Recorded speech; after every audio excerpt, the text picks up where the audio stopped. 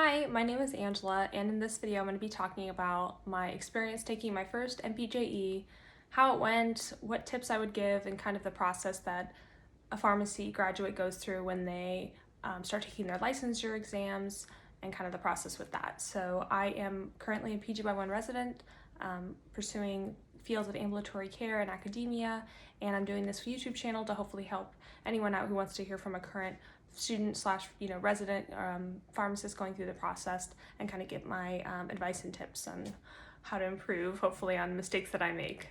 So just to give a little overview of how the exams kind of go when a pharmacy graduate, graduates in pharmacy school, what kind of happens.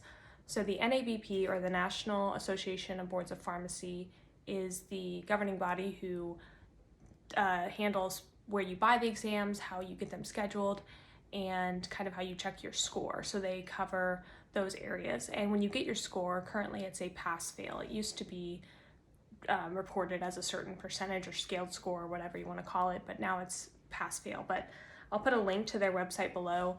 You're going to only want to make one of these when you're actually in school or when you actually are a pharmacist. It's not something that everyone signs up for, so it's only when you're like an intern in a pharmacy school or a pharmacist and you get a certain ID number associated with that. But in order to even buy an exam and get licensed to get registered to get your exam, your NABP has to get from the pharmacy school notification that you graduated, and also currently they require you to have an official transcript sent to them. So I graduated like mid-May. It took about 2.5 weeks from my school to get the transcript for me to send it to NABP, which was received pretty quickly, and then I was able to buy this MPJE exam that I took. Then once I bought it, I had to wait until NABP sends me what's called an ATT, or an authorization to test. And it's basically an email that gives me a link which sends me to a testing center website. So in the US, we use Pearson testing centers, or at least that's the only one I've heard of. And they are just a general testing center site. It's not pharmacy specific. They have a lot of other licensure exams that are taken there, but they basically are a testing center where you have a lot of controls in terms of preventing fraud of people taking other people's exams, and also preventing cheating, and it's just a safe testing site. I took my PCAT and my pharmacy certification exam at a Pearson testing site, just kind of a general site. But after you find a place that has a location that's good for you and a time that's good for you, you'll schedule your exam. If you need to reschedule, it costs about $50 to have a rescheduling fee. I think that's from NABP, not from Pearson, but I could be wrong.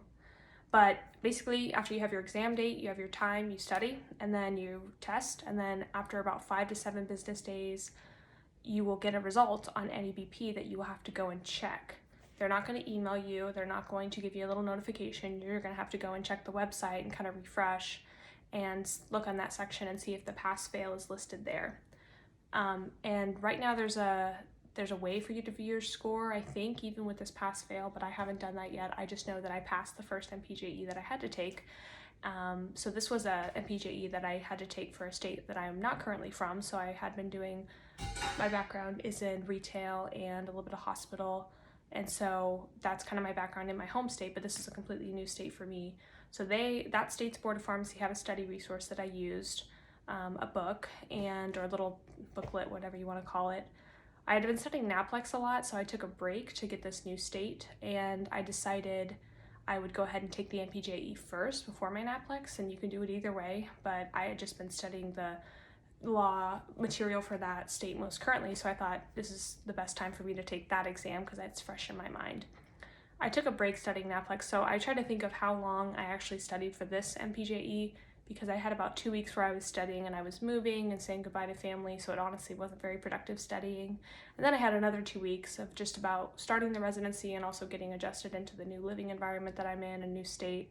So I want to say it was about 4 weeks, but that's very sporadic and non-productive study time to get through the booklet, to get through the residents in the past classes had Quizlets and other helpful material. So to get through that kind of stuff, it didn't really take 4 weeks. It honestly probably took me a week and a half if I had designated time to study for that MPJE. Usually you don't have to take as long to study for MPJEs as you do for NAPLEXs, is what I've heard and what I would agree with.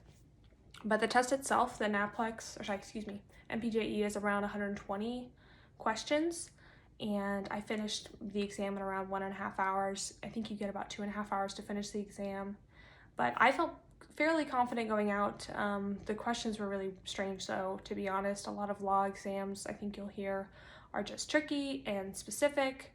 So it was one of those things where I felt confident because I studied a lot, or I had studied pretty intensely right before, but I still thought that I possibly got something wrong. And if I had to say anything for this law exam at least, it was that it was very wordy. Like, you needed to know the law word for word, because that's how you were able to apply it to these new scenarios in the questions. Versus what I did kind of when I studied is try to see the intent behind the law and see the purpose of it and kind of how it would play out, versus knowing the words of the law and knowing how it would apply to different situations. But I take one more to MPJE, and I also already took my NABP, so the next video I'll go to talk about if I passed that or not and kind of what the process for that was. But yeah, basically the MPJE is, you know, one of the smaller exams of the two that pharmacists need to take to get licensed.